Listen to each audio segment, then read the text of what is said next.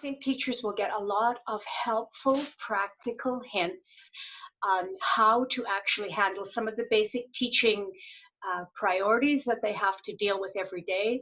And I think they will get some fun out of the book. I think they'll be able to enjoy their classrooms a little bit more because the book is filled with hands-on practical game type activities that the children can be involved in that don't take very long, and they all fit with curriculum. And so when the teachers are struggling and really looking for the joy in teaching that should be there, they will be able to find ideas in this book that will help them perk it up immediately, and I think they're going to love that. Right.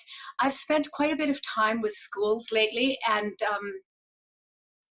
I noticed that teachers seem to be struggling a bit. They're very, very bogged down with big class sizes, which they have no control over, heavy curriculums, lots of expectations. And I felt like some of the joy of teaching might be missing. Teaching should be joyful, it should be filled with wow moments. And so I started thinking, what can I do that might help them recapture some of that joy? And the best thing I could think of was, well, if I could help them with some of the basics in the classroom, because teachers know what to teach. Sometimes they don't know how to teach that. They maybe don't know the basics of first you do this, then you do this, then you do this. And so I thought if I could come up with some real practical how to do the different teaching techniques they need to be involved in, and couple them with fun activities for kids, then I would be helping teachers refine the wow in teaching. And that's what my aim was, and that's what my goal was. Originally, when I started the book, it was meant to be for new teachers, but as I got going, I realized all teachers are professionals, and professionals need constant upgrading and kind of shot in the arm. And a lot of the ideas in the book would be reminders to experienced teachers on, oh yeah, that's how you do it. Because sometimes you get in a bit of a rut when you're an experienced teacher, and sometimes you need a little bit of help reminding you that there is fun there as well as education. And new teachers maybe don't have the experience to know how to deliver a lesson, how to deal with the defiant children, how to do the various things that the seasoned teachers will have had practice in doing. But the seasoned teachers, on the other hand, don't necessarily have all the little tricks and techniques that are shared in this book that will help them remember how to do some of the fun things with kids. So I think the book is really appropriate for helping new teachers get started and experienced teachers find something new and different. Okay, well, I would remind teachers that they are amazing and that they are powerful. Basically, they're rock stars. They have their hands on the future. They control what's happening with children's lives. Very, very important role. And that when they get frustrated or overwhelmed, because they will, teaching is the kind of job that comes with that.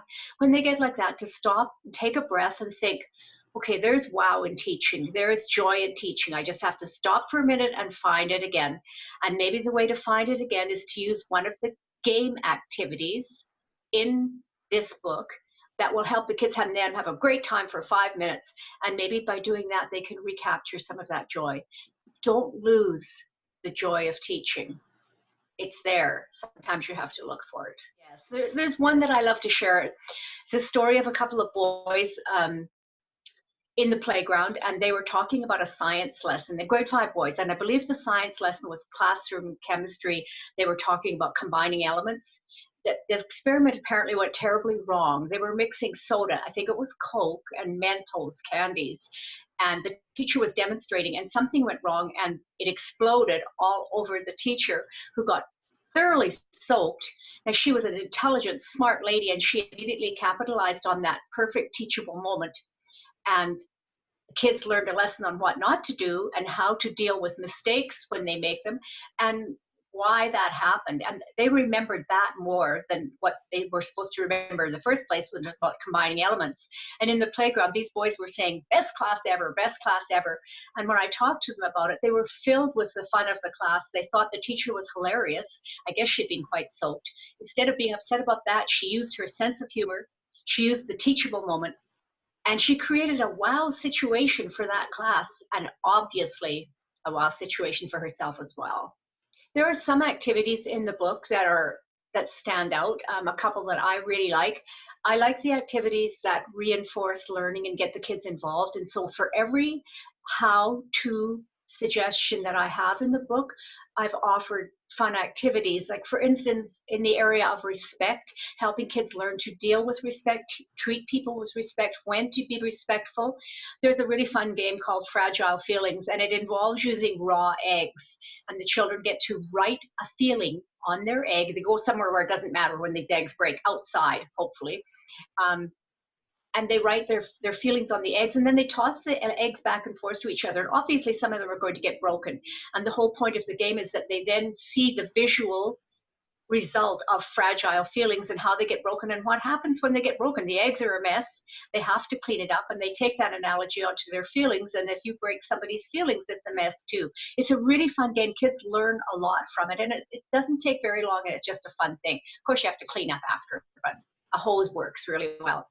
Um, there's a couple of other games that I think are really worth mentioning. One on emotional awareness.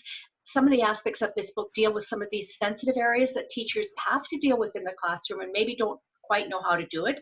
And there's one whole section on dealing with emotions and emotional awareness. And I like the hot and cold book, where they take a binder and they start hot on one side, cold on the other side, and they record either in words or illustrations feelings that they've had on any given day, and they meet in the middle. The hot goes one way, the cold goes the other way, and eventually they meet in the middle, and they have a book that shows opposite feelings that they have recorded throughout a week, a year, however long it takes. Kids really like this. It's a really good activity. And of course, I love all the role playing activities. I think kids get a really good chance with the role playing. Any of the activities that involve role playing, they get a chance to public speak, to use good grammar, which is another part of the book, is teaching grammar. They get a chance to improve their self confidence, their public awareness, and respect. All those emotions come into play in all the role playing activities. So I think they're excellent. I can't say enough about any activity where children get up and talk. So those are some of my favorites.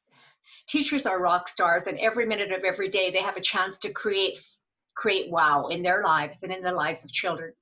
And if having a little bit of how helps you create wow, then I've been successful in this book.